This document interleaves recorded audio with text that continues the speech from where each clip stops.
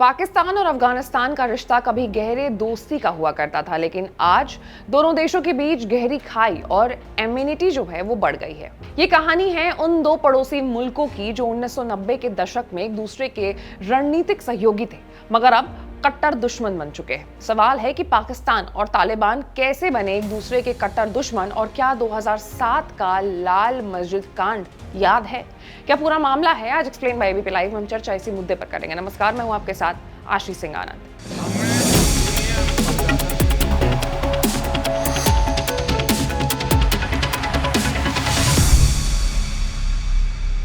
तो 1994 में जब तालिबान का गठन हुआ था, तब पाकिस्तान उसका सबसे बड़ा समर्थक था। पाकिस्तानी खुफिया एजेंसी आईएसआई ने तालिबान को सैन्य और आर्थिक दोनों स्तरों पर भरपूर मदद की थी। यही वजह थी कि तालिबान ने बहुत तेजी से अफगानिस्तान में अपनी पकड़ मजबूत कर ली।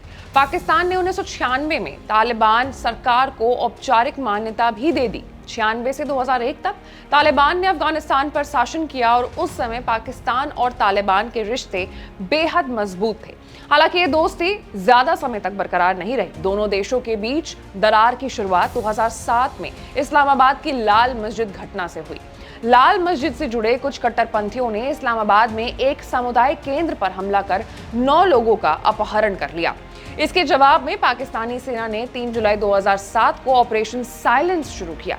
सेना ने मस्जिद को चारों ओर से घेर लिया, जिसके बाद मस्जिद के भीतर मौजूद कट्टरपंथियों ने जवाबी फायरिंग की और कई सरकारी इमारतों में आग लगा दी।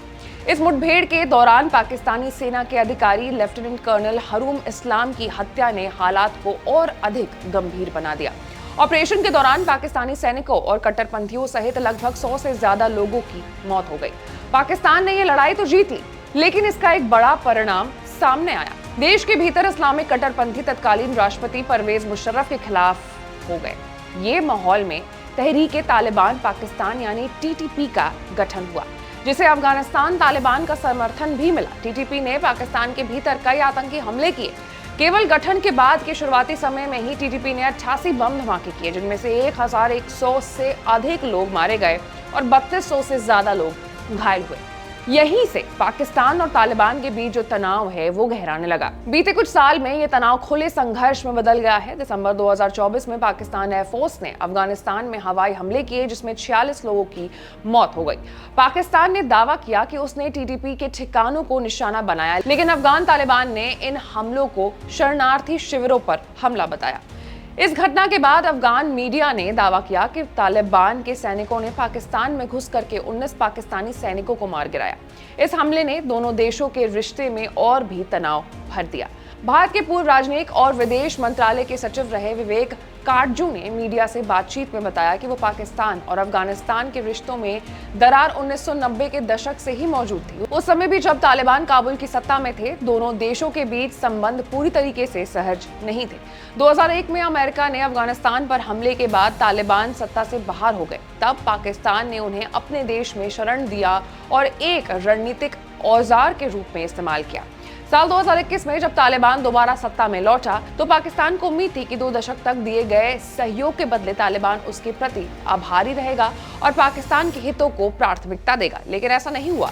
तालिबान ने स्वतंत्र नीति अपनाते हुए पाकिस्तान के निर्देशों का पालन नहीं किया। इससे पाकिस्तान की रणनीति ध्वस्त हो गई और दोनों देशों के बीच अविश्वास और बढ़ गया।